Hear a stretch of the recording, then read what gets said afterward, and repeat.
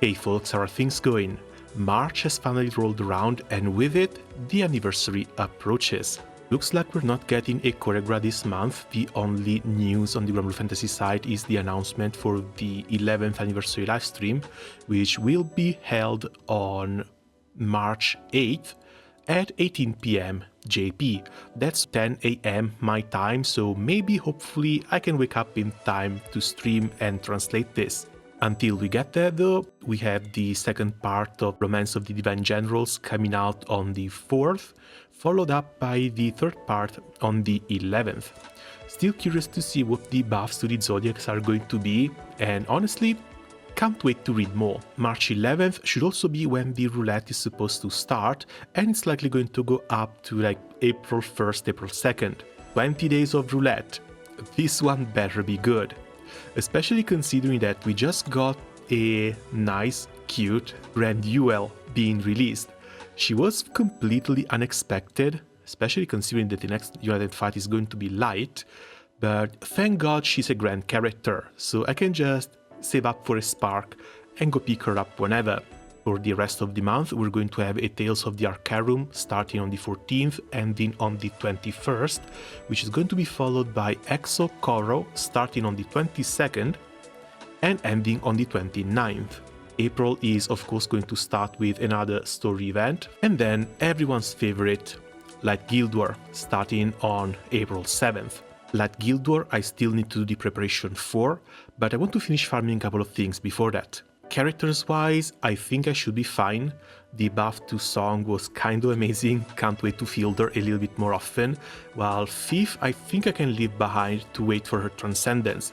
There's a couple other characters I might want to finish transcending first. As for the rest, there hasn't been that many high-profile light releases, with the exception for Sandalphon. The other ones were just Chagetek focused, and between Horus and Cosmos, I should be fine on the Chagetek side.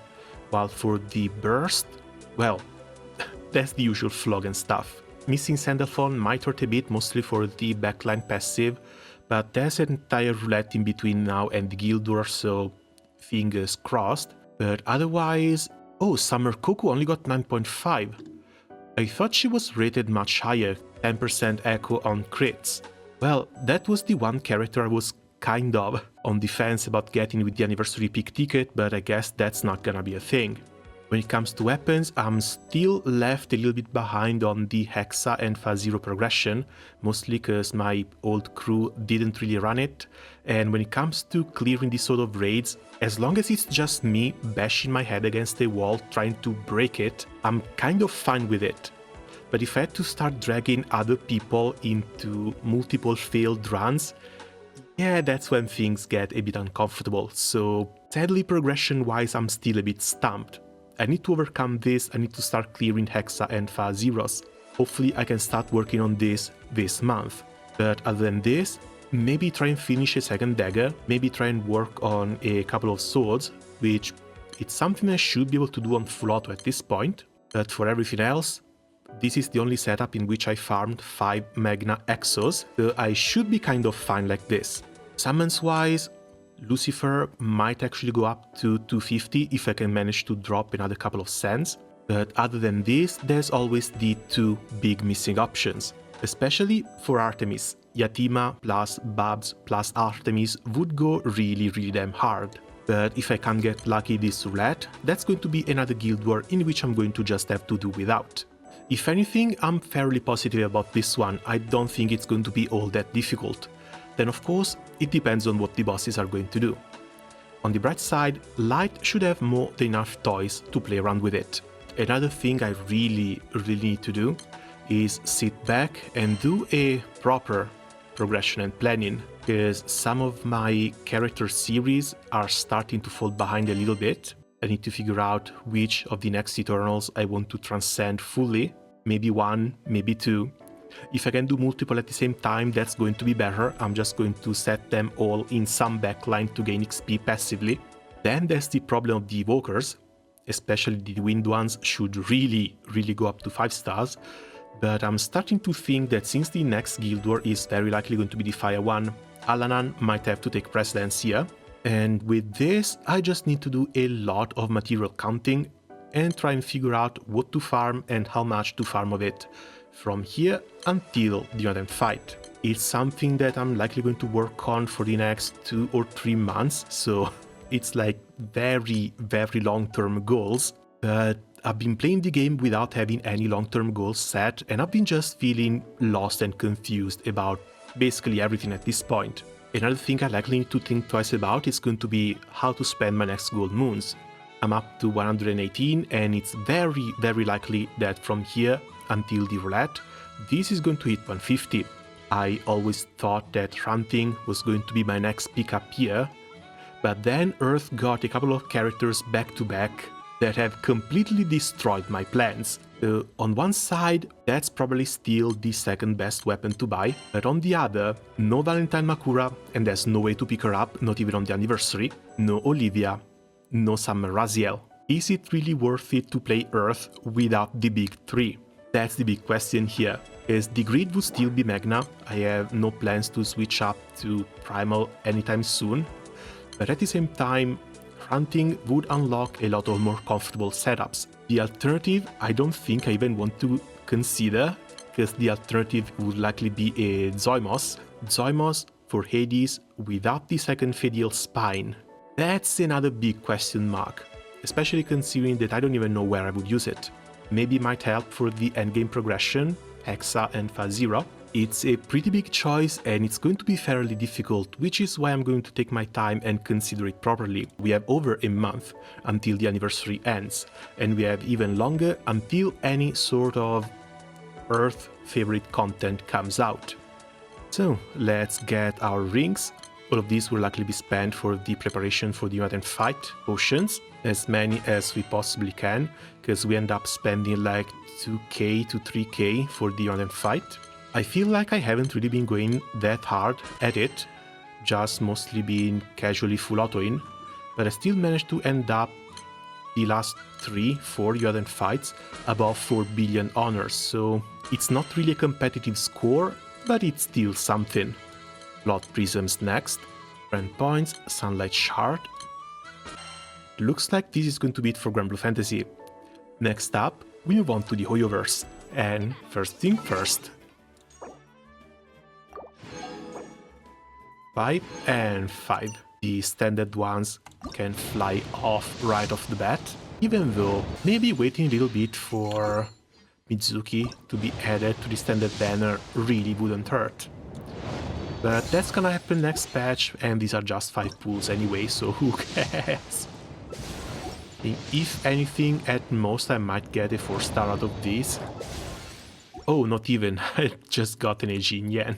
And that's 7 pages, so that makes 37 pools since the Skyward Atlas. So can't really expect anything out of here until we reach the 70 plus mark. Now, when it comes to the events, Oyo has finally woken up and done something really nice by releasing a proper event calendar, but all we are really waiting for this patch right now is for this patch to finish and for Varesa to finally become playable. We are currently sitting on 335 pools, so even if we list this down to 330, with an average of 33 pools per banner, we should be able to hit Varesa's banner at almost 400 pools. And you know what? Even if I lose another 50-50, I think I want to pick Varesa up. We've got Mizuki, Varesa, Yansan, all already released. This should be Dahlia. We've got Ife. This one is obviously Skirk. And then there's a new character who looks like she might be from Fontaine and is wielding a kitchen knife. Now, if I had to pick between all of these, of course, Varesa is going to be my first pick, and Skirk second. She is a bit of a question mark. I want to see what element she comes out as, and I want to see what she does before deciding whether to pull for her or not. So most likely to come out after Varesa and Yansan, I think 5.6 is going to be Ife's patch. Dahlia, we're not even sure if it's going to be a 4 or 5 star, but let's list him here just in case. Then we have the little chef, and of course, Skirk. She might be the last one released, but if that's the case, she's also the only character I really want to pull for from here until Snezhnaya. Once Snezhnaya comes out, of course, main target is going to be the Tsarisa. but we're talking about December 2025. So it looks like Genshin is going to be really slow for the near future. Even if I have to wait, save and spend 160 on the Tsarisa on December 2025, that's still going to be maybe one, maybe two new characters I might want to pick up at the launch of Snezhnaya. 300 pools is looking quite comfy so far. I could lose 2 more 50-50s and still be able to get the last Archon. I love this feeling of safety. As for the rest of the account, picking up Mavuika plus weapon plus Sitali plus weapon has put an insane strain of my resources, and I'm actually looking forward to picking up fewer characters and having a bit of a longer time to save up and probably build them up. Especially considering that if Larissa comes out and she wants yet another of this damn Obsidian Codexes set, I have no idea where I'm even going to bash my head for more stats. Yeah, she would be like the 4th character to demand this thing. And I've been running out of proper pieces even for my main units. Next we've got Honkai Impact Third. Sadly, I kind of dropped this one when part 1 ended.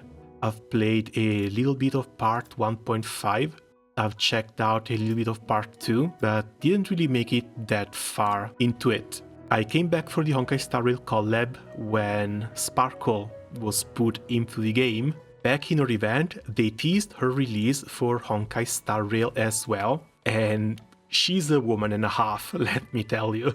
I swear, Vita is another one of those reasons why I need to be very careful with my pools in Star Rail, because the moment she drops, I won't be able to hold myself back. Also, they released the new Kiana this year. She's missing her stigmata, but this stuff is craftable, so I just need to continue playing a little bit and eventually she's going to be nice and maxed out. This is likely where I'm going to put all my resources for the time being. They've done a bit of an insane thing, giving you her share of human ego for free last patch, and now they're coming back with a new weapon and a new set of stigmata. And speaking of Serene, let's move on to her game. First thing first.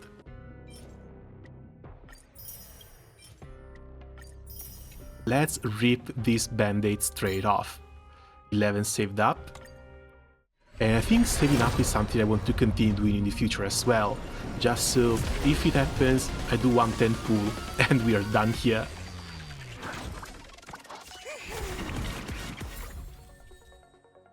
Okay, just 1 Herta and 1 pool left over.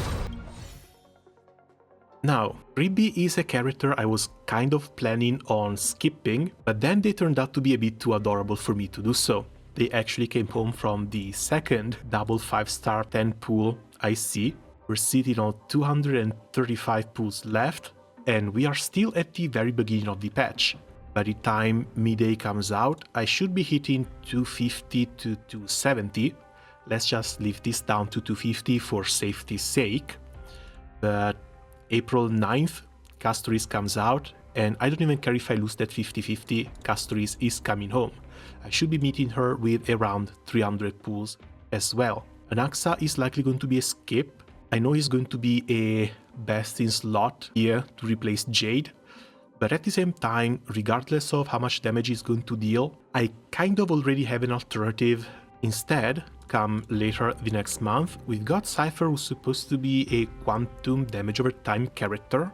Might be interesting, might want to set up 160 pools away for her. And then Hyacinth. And my abundance characters list is looking rather slim. The only proper support I've gotten has been Lingsha.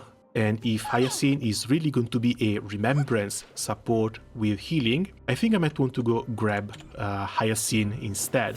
After these, yeah, skipping Phanon is likely going to hurt. Hysilence, I think we've seen she's a blue woman who plays the violin. Might want to take her into consideration, but at the same time, I'm waiting for more leaks about this. This choice might be between Cypher or Hysilence. 3.5, there's rumors that this is going to be Fate Stay Night collab patch, and the 2 characters that might be coming out should be Saber and Archer. If they put these in the gacha, this is going to be top FOMO crap. They're likely never coming back. Even though I know I can't go for both, I should still be able to go for at least Saber, but we need more information about this. They should be followed by Seridra, which we haven't quite seen yet, and a possible Hua XP, which we've only seen from the back. But to be honest, none of this matters. There's been rumors that Cyrene might be scheduled to release in 3.7. The most important thing from now until November 2025 is going to be to save up at least 160 pools so that I can have my guaranteed Cyrene pick. This is also planning for if I lose every single 50-50 going forward, which is something that hasn't really happened so far, and hopefully it's not going to start happening now. And just like that, we end up in Zenless and get our discounted pools. Now, not gonna lie, when it comes to Evelyn, I've been hella tempted, and I guess you can tell, but there's one little thing that's staying in my hand for actually pulling the trigger on this one. I know she's a worse DPS overall, but that is a C2 Soldier 11 plus W engine, so I'm afraid Evelyn is going to be a bit of a skip. And this one hurts. This one hurts a little bit, since I'm close to being able to hit a 50-50 on that spanner. I think I would rather wait for Silver MB that's going to be coming out next patch. Always liked the character, always hoped she would get a little bit of an upgrade, but even though she's electric DPS, it should still be fine. I have not built Harumasa just yet. One little problem that I've been running into is that I feel like I'm playing the game wrong, because at this point, every character with exaggerated jiggle physics is here and grayed out. I have no idea how this just accidentally happens, and I get the feeling this is going to happen once again in the next patch, because MB, she's a bit too small to have anything moving around, and with what little they've shown for Trigger, that's another character that looks quite insane. But if I need physical stun, she's here already. Follow-up attacks are going to be cool, but for the follow-up attacks they're also going to release Pulchra, which is going to be an A rank, and she's going to be free as well, so that's another character to build too. Coming with the next patch, there's also going to be a Burnis rerun, followed by a Zuyuan rerun. I think I might want to pick one of these two up, especially since I don't have a proper Ether damage dealer, but looks like we're going to get a new Ether damage dealer coming out in 1.7, so might want to hold on this one. Oh, 4 A ranks, cool. But everyone is maxed already. And so we move on to Arknights, with the Jessica Alter event going on for 8 more days until March 10th, and this one should be followed by the Dungeon Meshi collab. Really looking forward to this one. If it's any similar to the Monster Hunter one, this is going to be really fun. Now, one little problem I've got with Arknights is the fact that after the Dungeon Meshi collab, there's going to be Siege Alter released, and that's going to be followed straight up by Lapland Alter, and this puts me in a little bit of a bind, because Siege was one of the first Vanguards I've ever gotten, one of the first 6 stars operators I've ever gotten, and I'm honestly a little bit attached to her just for how much she's helped out in my early game, and it's also a Golden Lioness. Can't really skip a Golden Lioness now, can you? But at the same time, more Ethereal Wolves coming right after. It feels like I'm a little bit between a rock and a hard place, because I would need to pull for both. And at the same time, Dungeon Meshi being a collab, this is likely not going to get rerun anytime soon. When it comes to resources, that's 40 pools right here, plus 40 more from the 10-part permits, and 10 in here. Looks like Marcel is going to be the only 6-star, and starting from 90 pools now, plus whatever we're going to get from the collab, should be more than enough to guarantee the collab character pick. Come the next couple of patches, I'm seriously going to be completely broke. But on the bright side, it should be just these two. Exodus, oh, this is Thorn's Altar. Might be cool, but at the same time, very likely just going to be skipping him. You? That looks cool. But, oh, Blaze Altar is really this close. I don't know, I think I'm going to have to put all the luck I can in play here. because there's a bit too many characters I want from Arknights at this point. In Telekia, Reaper Guard, that's one hell of a weapon, and she looks to be a vampire, fairly thick one too. This one we're going to have to wait and see. Reaper, I don't think I have that many characters of this class. I've got Highmore, I'm still not done leveling Highmore up, but the little vampire might be a pretty interesting pick. Elegies of the Ashes doesn't have any operators. Unreleased 5-star. Unreleased... Holy... Seriously? Oh, they're going to release a Blana. Darkness is going to kill me. There's way too many characters. Yeah, 90 pools to start, but this is going to be absolute murder. So, let's put the nightmarish landscape that are Arknights future pools behind us and move on to something in which it should be a little bit easier to plan and save.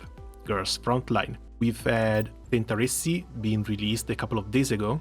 She's really damn cute. Problem is, I don't really have the fire team built. The only character of the fire team that I've got somewhat built is Cheonju, and even then, her neural helix isn't maxed out yet. Working on it. This is before Vector comes out, and I'm starting to hear rumors that Vector might actually be a bit closer than we think. But they also released a Shelter broadcast, and this is how it ended.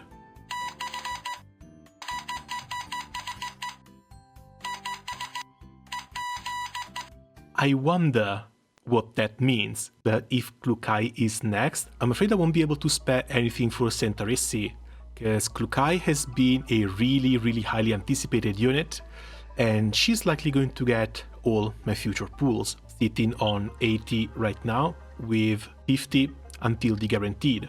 Apparently, Klukai is also going to be followed by Mekti, and looking at some speculation, just speculation at this point, after Mekti we should be getting Vector. That's 3 characters back to back I might want to try and get.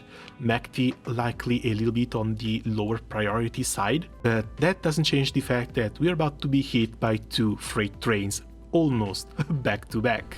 So, while we wait for Klukai to be released, let's go get our free tickets here.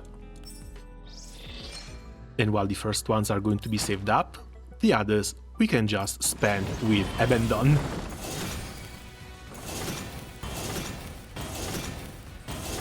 Then we're going to have to wait and see if they add another character to the standard banner. I hear Faye is going to be free.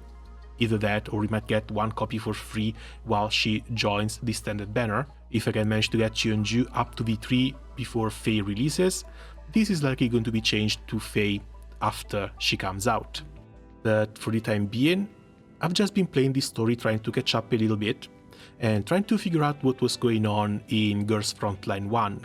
And then we land on Sword of Convallaria, where Polarized Justice has just begun, and we've seen the release of Pamina.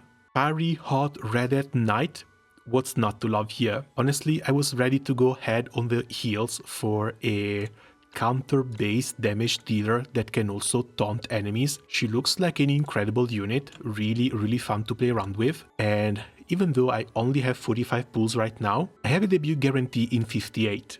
So if I wanted to, be this week, be the next one, I would be more than able to pick her up as a guaranteed. Problem is, if I were to do that, this 58 would reset to 180 and I wouldn't have the guarantee for SP Safia anymore. So the choice right now is between a real fun taunt-based tank or an extremely versatile support, because SP Safia brings healing, she brings buffs, and she brings the ability to do coordinated attacks outside of everyone else's turn too.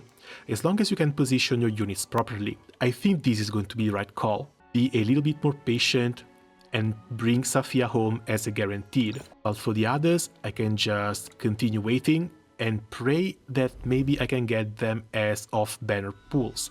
Or wait until they do the next get-together in which you get to pick the new units. Astral Shards, I'm waiting to finish the Dimension event. I can get another unnamed legendary chest in here. Even though I've got every single one of these accessories right now, I don't know what else I could pick. The only one I'm missing is the Shroud of Void, which is kind of uninteresting, just a little bit of a magic defense up. I think I might want another Flying Blade Arm Guard, just so I can have 3 copies of this thing and have it on 3 different units. And Insignia is the one that reset. This I really need to get done. I'm up to level 36, this should be a bit easier compared to last time, managed to one-shot level 35 too. But yeah, fingers crossed I can get this done today, just 4 more levels to go. Alright then, it looks like this is going to shape up to be a fairly busy week. Not sure if I'll be streaming everything, but I want to be live at least for the Granblue Fantasy stuff. So as always, thanks a lot for watching, let me know how your gacha struggles are going, and see you guys around soon. Ciao!